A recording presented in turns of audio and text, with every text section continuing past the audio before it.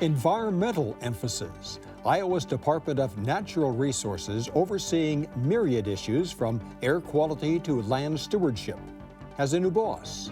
A conversation with DNR Director Chuck Gipp on this edition of Iowa Press.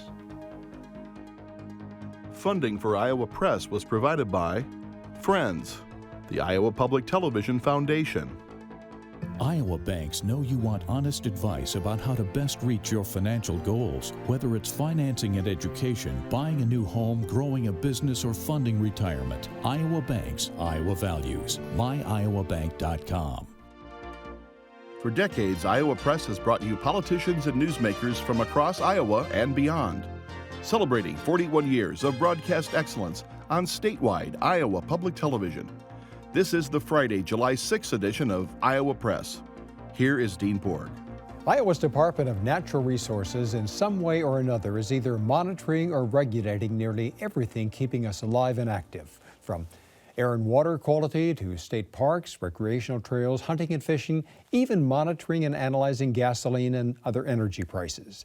Chuck Gipp is the DNR's new director, moving into that responsibility about a month ago. He's a dairy farmer from Decorah, but no stranger to state government, serving 17 years in the Iowa House of Representatives, some of that time leading House Majority Republicans, and then supervising soil conservation programs in Iowa's Department of Agriculture, and most recently as the DNR's Deputy Director before Governor Branstad appointed him director when Roger Landy resigned last month.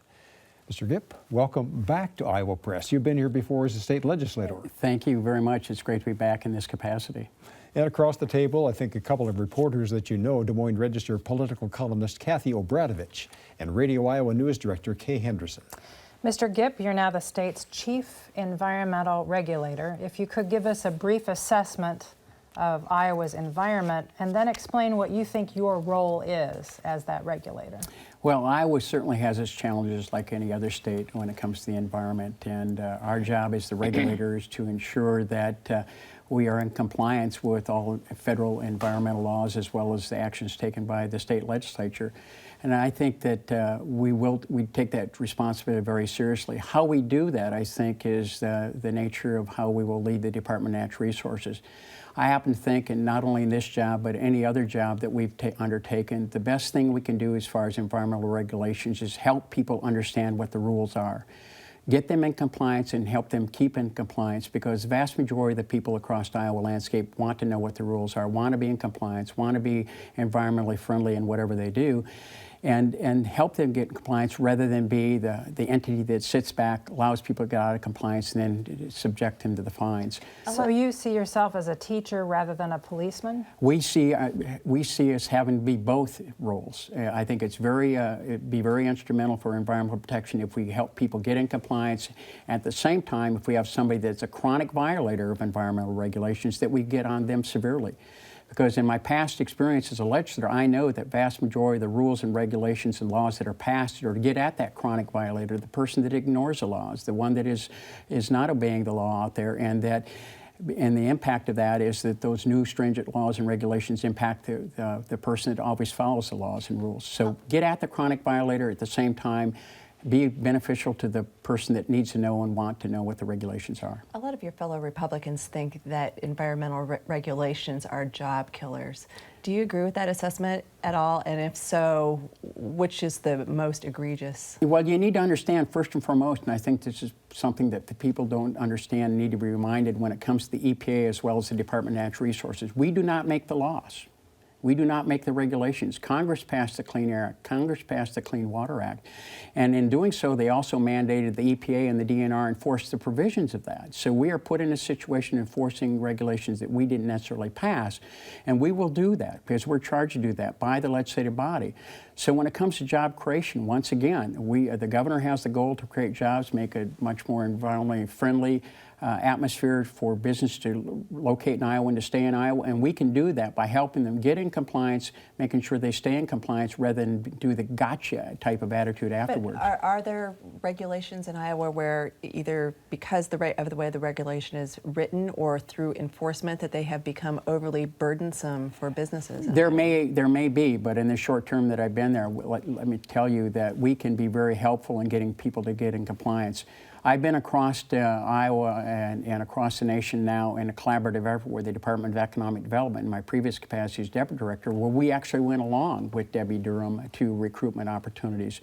And it was important to do so because when you're recruiting a business, for example, they want to know what the requirements are going to be to locate in Iowa and what the enforcement action is going to be. So when I went along on a couple of these recruitment trips, when Debbie Durham introduced the fact that you have the Deputy Director of the Department of Natural Resources, the regulatory body, which they're going to have to apply for floodplain permits and construction permits, air quality permits, wastewater permits, water withdrawal permits, they immediately turned to look at me, say, what a great idea that we have the regulatory body and somebody representing that here today and helping recruit businesses. But there's a reason for all of those absolutely things. And so what is the biggest threat to Iowa's environment that you see? The biggest threat, basically, I think, is that if you're going to enjoy the outside, if you're going to enjoy being outdoors, Dean, you need to have quality water and quality air to do so.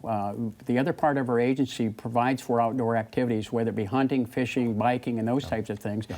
In order for you to enjoy that outdoor activity, you have to have clean water to swim in. So where do we stand in all of that? What's the biggest threat right now to that utopia? The utopia is that water. We as a state have our landscape used more than anybody and altered more than any other state in the nation, and that's a good thing because we're also responsible for providing the foodstuffs for people across the nation. So we're a very well used landscape across Iowa, which provides for environmental challenges. We think that we can have both. And if we help people get in compliance with conservation and water quality improvement practices, that we can have both. And so the challenge is getting collaboration and partnerships with local governments, with local people to help invest in the practices needed to improve water quality across the state. The one thing that keeps you awake at night, though? The one thing that keeps me awake at night? With my seniority and the things I've been subject to, there's not too much that actually keeps me awake at night anymore. Mr. Gipp, I'd like to aim a few questions about lead shot your way and dove hunting. Sure. As you recall, the Natural Resources Commission, which is part of your agency, a governing body, voted to ban lead shot when people are hunting doves. The governor used his executive authority to allow dove hunters to use lead shot. Do you think lead shot poses an environmental hazard to the environment? And as a former legislator, are you comfortable with the governor executing that, override of what the agency did and what the legislature did? Actually, let's clarify one thing, that Natural Resource Commission, the NRC, is not a part of the Department of Natural Resources. It's an appointed body, appointed by the governor or governors and confirmed by the Senate. And it's an oversight agency body, a commission of the Department of Natural Resources, not a part of the Department of Natural Resources. So what happened in that particular case is they went beyond what the legislative wishes were, and therefore the governor at that particular time, they allowed a dove hunting rule to go into place that was passed by the legislature, signed by the governor, and the governor determined and the legislature determined that they overreached and put the legislature didn't determine that. The House voted that way, but the Senate never took it up. But the House did. The House did do that. Half of the legislature Half the legislature did. Half of the legislature's fine for you as a former legislature? But half of it did, but at the same time, because it went through the administrative rules process, they in turn had the opportunity to nullify that rule and to take a second look at it. They chose not to in the Senate, so the governor exercised his privilege. I think the important thing is that what the Department of Natural Resources is doing is following the will of the governor and the legislature this time, that we put a dove hunting season into place.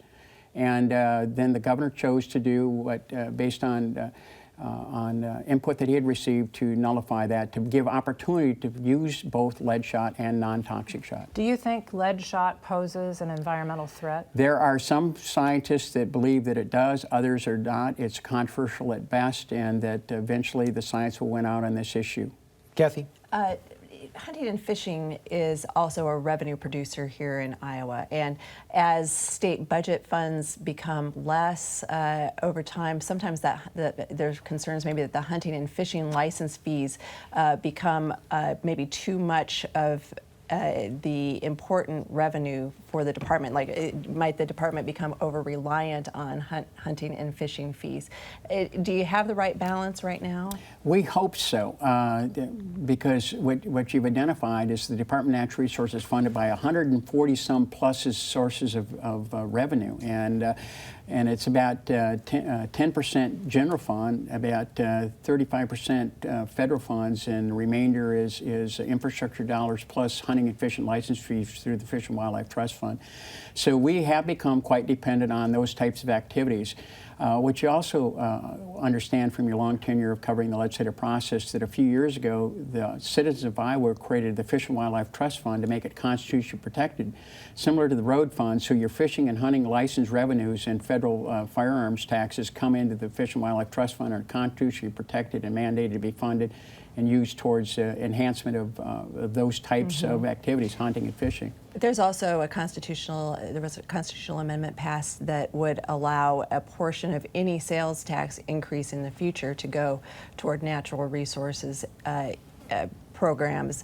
Is that something that you think is needed at this point? A number of states have done that. Minnesota has done it, Missouri has done it, the people of Iowa did it overwhelmingly. The key to it is there is no money that came with that constitutional creation of that fund. It's determined whether the legislature goes along and increases the sales tax at some point in the future. If and when that happens, then 3/8 of 1 penny, or about $150 million, would come into that fund. The DNR and the Department of Agriculture and others would split that fund. There's a formula of what you would get for that, and it would go to enhance habitat and also for soil conservation and water quality improvements through soil conservation districts, as well as the Department of Agriculture and Land Stewardship. And would you be prepared to make a case that that's needed at this point? At this point in time, that's going to be a decision made by the legislature, and because not all that money of a 1 cent increase would come to do that. That only 3/8 of 1 penny, the rest of it go to the rest of government for their needs. What is your agency doing to manage the state's deer population? People who live in urban areas say, gosh, these deer are eating my landscaping, but people in your agency tell us that the deer population is managed appropriately. I don't think they've said exactly that, Kay. I think they've said that we have made significant strides in reducing the deer population where it's needed. We also know that there are certain hot pockets yet that are out there. And so the deer management plan that's put together is based on observations, it's based on complaints from people. It's a whole lot of stakeholders out there, not just deer hunters, that are consulted in its observations and surveys that are taken to determine where those are. And based on that, we go county by county to determine how many antlerless licenses that are issued. And we are starting to see in some parts of our state where their hunters are complaining there's not sufficient deer. We have still places where there's too many deer out there. Because of that, and it was also an issue when I was in the legislature, we put together, in conjunction with the Department of Natural Resources, a deer management plan, which then caused extensions of seasons, much more licenses that were available. We created what they call the HUSH program at that time. That's helped stop hunger, which then had $1 surcharge on licenses in order to help pay for the processing of deer. Because if you really wanted to go out and get all the licenses available, somebody could get 13 deer. Well, nobody can eat 13 deer in their family, or very few people can. So for those hunters to take the extra deer out there available, they created a HUSH program so they could donate this land to meat lockers and then therefore go to food pantries. It's been very successful in doing so. All in all, the deer population is under control in a lot of parts of our state. It still has hot pockets. Because of that, we have what we call the deer depredation program. If you can show that you have sufficient damage out there, you can appeal to our deer depredation biologists. They will come and note that, and you can get depredation licenses to take care of those excess deer population. In addition, you have shooting permits, so there's multiple opportunities to continue to reduce the deer population. Let's talk about the state parks for a minute. Would you like to see a state park user fee to give you money to take care of the state parks? Dean, we have 85 great state parks in the state, and it's always a task in order to keep those to the way the public wants to do those. It's a challenge for our people because we've lost revenues, and when you reduce the general fund, that's the first part of the state DNR budget that gets its first. Should I pay then to go to the park?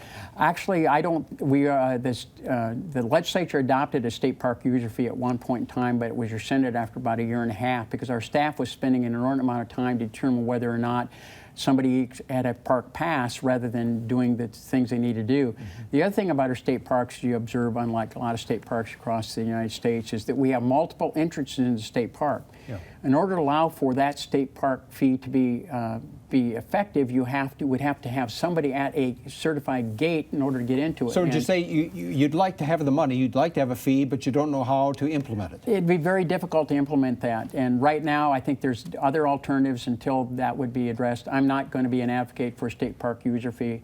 I think there's other opportunities for Iowans to participate. More money coming from the general fund because it's a societal benefit of having a great state park system. So if we need more money, we'll simply have to go to the legislature and ask for it. And how likely is that?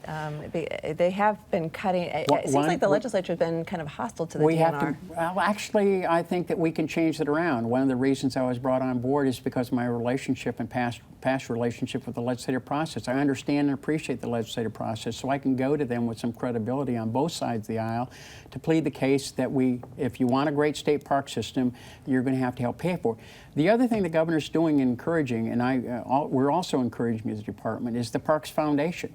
We are instituting a program with the Parks Foundation to have localities get ownership of their state park. If you're within 50 miles of state park, it's an economic benefit to that particular region of the country. And a perfect example is just what happened over in Maquoketa, Iowa with Maquoketa State Caves. Maquoketa State Caves, of course, has the bats. And the bats are being threatened by what they call white-nosed fungus that's coming from the east. In order to keep that from happening or slow that progress in infecting those bats in Maquoketa State Cave, we proposed limiting access to that. It's only then did the city of Maquoketa and the surrounding region come to the legislature saying, and the DNR and saying, hey, this is a great economic engine for this area. They decided to take ownership of that park, and then with their legislators appealing to the DNR, we worked out an agreement to allow limited access to the state park. But it was ironic that it took the potential closing that state park or limiting the access to have that community to gain ownership. And so that's what we're trying to encourage. We know that we have to, if we want a state park, we want state facilities, that localities are going to have to take more ownership of those state parks. And how are you going to, you're actively encouraging that, or is this the first The Parks Foundation is encouraging that, and it's a public-private partnership that we're under the Branstad administration that Governor Branstad is encouraging, is to let's take ownership of these parks, support this Park Foundation concept so that we can help provide the infrastructure and the maintenance care. We're still going to have to provide the personnel to manage those volunteers in that state park. A couple of decades ago, the legislature created what's called the Resource Enhancement and Protection Program, REAP. It's never been fully funded in the parlance of the legislature. Do you believe that the state should commit more resources to resource enhancement and protection projects, water quality, soil conservation?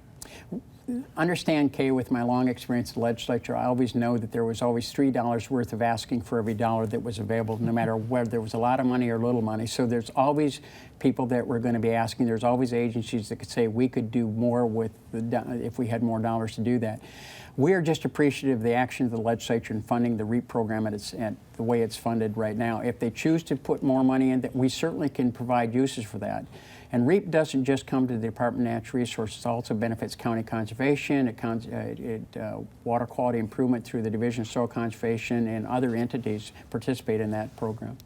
Just the news today that FEMA, Federal Emergency Management Agency, has reversed its decision on restoration of Lake Delhi up in northeastern Iowa. 2 years ago this week, it flooded out and that lake was destroyed. One of the big controversies, though, is about the lack right now of very much public access to that lake. Mostly it's private homeowners who have access to that lake. Is that something that you would make a priority for DNR to push for more public access? to Well, Lake it's Delhi? absolutely is going to be it. And one of the conditions, the appropriation of the $5 million that would come from the Rebuild Iowa Infrastructure Fund, or once again, gambling profits, is that they have to provide a plan to the legislature by December 31st of this year, and how they're going to improve public access, how they're going to deal with the wastewater issues of the homes that are around there so that it doesn't become an environmental issue with the lake itself, and how they're going to do the, impact the water withdrawal areas. There's also a provision in the code that requires a fish passage. In other words, a way to get around that dam for fish to move upstream. That's also a code requirement. So you can understand that my position as director is to make sure, as our mission is to help enhance the natural resource, that any restoration of Lake Delhi and the dam would have to make sure that we had public access to that lake. Is That there going to hasn't be been any state heretofore. money involved in that project? There is $5 million of state million. money. It's estimated at $17.5 million project, but with $5 million of you're getting close to 20% of that. Therefore, because it's public money, public should have access to that rather than simply the homeowners that surround that given lake. all of the priorities that you've just listed with DNR, I mean, is that one really worthy of $5 million of state The money? legislature passed that appropriation to Lake Delhi, and the governor signed that, and therefore that money was charged to the DNR to make sure that it goes to that effort with the local money. So we will do what we are charged to do. At the same time, as you indicate, we are concerned about the public access. That's one thing we as an agency will insist on, public access and also wastewater improvements in that lake. Let's shift to Honey Creek State Park Resort. Is that an albatross that should be unloaded? Should it be sold? We don't believe so. We believe, I also was in the legislature when that was authorized, and it originally was supposed to look like Mahoney State Park, a destination park just across from in Omaha. And it was chosen to go down to Lake Rathbun. Those of us who are also involved saw that southern Iowa at that particular time wasn't able to benefit much from the Vision Iowa program, which allowed for community attractions across the Iowa landscape, and that was their opportunity to do that. But it's had trouble making money. It has had trouble making money. Part of that is because the hospitality industry at the same time has been trouble making money. It fell on hard times. It had tremendous flooding down there that made it inaccessible. It had some damage at that particular time. And it all came into being kind of in a perfect storm of when it was difficult for the hospitality industry. What I can tell you right now, that it is making money it is making money above it. It is not making enough money to pay off the bonded indebtedness at this time. And so we as a state have got to quit arguing about how we got there. Understand it is a debt of the state, and we're going to have to retire that debt because it now is the state government's debt. But you'd like to keep it under state ownership. We would like to keep, at this point in time, unless there's somebody that comes along and is willing to pay what the worth of that facility is, we're not going to sell it at 10 cents on a dollar. That would be foolish. The other thing that people need to know about Honey Creek State Park, while the economy in Iowa was going down and therefore sales tax collection in a number of counties was also falling, Wayne and Appanoose County, which is located next to Honey Creek State Park, their sales tax collection went up. So what that indicates, the only thing that had changed for the sales tax collection part was the fact that Honey Creek State Park was there, and there was a number of people coming to Honey Creek State Park to enjoy those great facilities down there. You alluded to water quality in Iowa earlier being a prime concern of yours. Iowa's listed, or you often hear radio ads that Iowa has the poorest water quality or among the poorest water quality in the nation. Is that justified? Is Iowa taking a hit on that, or is it justified? We have a very well-used landscape because of our agricultural practices and the way we use our landscape. Not just agriculture, but point source as well. We have 960 incorporated communities in the state that all contribute to some of that. Some of them have upgraded waste treatment plants, others do not. All in all, we have challenges out there, and we also have a lot of water bodies in the state. There's a reason that Iowa's sixth in the nation number of bridges, even though they were not the largest state, because we have a lot of water bodies out there. What people need to know is just because we have impaired waters doesn't mean it's very unhealthy for you, because the vast majority of the impairments of these water bodies are caused by sediment. So what we are doing, along with our conservation practice like Division of Soil Conservation and Iowa Department of Agriculture, County Conservation, Natural Resource Conservation Commission, our federal partners, is instituting soil conservation practice and water quality improvement. And so I think with the voluntary system we have that we are making progress. I think also what people need to know, there has been significant progress. We have more progress, obviously, and challenges to go forward, but we have made progress. At one time, we had only 3 stream segments in Iowa that produced naturally reproduce trout. We now have 30+ stream segments in Iowa that naturally reproduce trout. So that's a good news story that's out there that very few people know about. Will the hot weather and dry weather possibly cause some more problems? Absolutely it will, because once you have hot, warm weather, you have streams that have less water flowing through it, and therefore you have oxygenation problems out there. So you might have more fish kills simply because the warm water is going to be a challenge to certain species of fish, because a lot of our species, like trout, like cooler water. So the warmer it gets, the more challenge you have to some of those and the stress it will put on them. Another concern about water quality, of course, is confinement livestock operations. And there have been concerns raised in the past year about the level of staffing that you have at DNR to oversee permitting and enforcement of the livestock program in Iowa. What's the status of that now? And can you assure people that there is adequate oversight of that program? For one, the legislature this year responded to that request and provided us more money to do more livestock regulation. And previously, once again, having been from the legislature, that we passed a provision out there that actually put a per head tax on the largest units, and that money was to go towards livestock confinement facility enforcement. And that was done at that particular time. Unfortunately, because of budget challenges, then money was taken away that used to be funded from the general fund to support that effort. So it was kind of a replacement rather than adding on to at that particular time because of budget challenges we had. As far as the livestock industry itself, I can tell you from being in the livestock industry and growing livestock that what we have now today when it comes to confinement facilities probably is more environmentally friendly to water quality than ever been done in the history of the state. Because there's always, as I often say, somewhat indignantly, there's always been liquid in livestock manure. It's only recently we started to collect it with livestock. Before before the equipment was out there, you had flat feeding floors. We had a tremendous livestock population, and that runoff then was runoff, which went to our streams and rivers. So we are collecting it now. That causes challenges, though. Because once you collect that manure, you have an air quality issue, because it not only does it stink, it reeks. It used to stink out there, but now it reeks because of this. So that's why the regulations are in place, and the legislature responded with actually having regulations in place because of the large livestock operations to put those in place. The day you were appointed, critics of the agency suggested you were in the bag for livestock because of your previous experience as a farmer.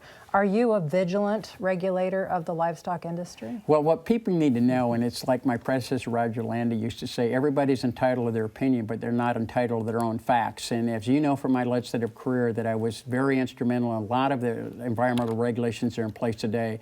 And I didn't get involved in politics because with a physical education degree, because I want to be in politics. I got involved in politics because of poorly regulated landfill next to my farm. And so because of that, I was very involved with a lot of the environmental regulations placed today.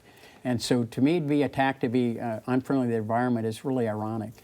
What would you like, looking at all these challenges that you've got ahead of you, what would you like your legacy to be at the DNR when you're finished? My legacy at the DNR, that we've improved the opportunity for Iowans to enjoy the outdoors, that we provided those opportunities, because if we want to go with the governor's goals to make us the healthiest state, we're the agency that actually provides that opportunity. We're the ones that allow people to get away from the TV and off the couch and outside to enjoy the outdoors.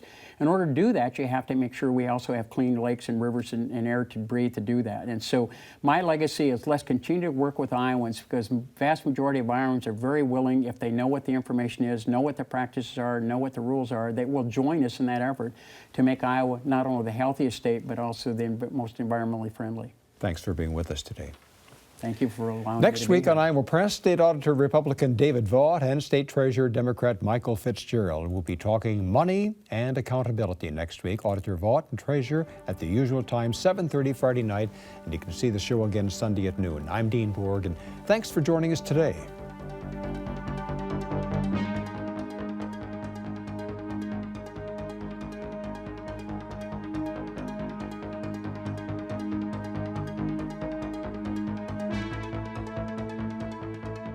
Funding for Iowa Press was provided by Friends, the Iowa Public Television Foundation. Support comes from the Iowa Bankers Association. Iowa banks work with you to offer products and advice for financing an education, buying a new home, growing a business, or funding retirement. Iowa Banks, Iowa Values. MyIowaBank.com.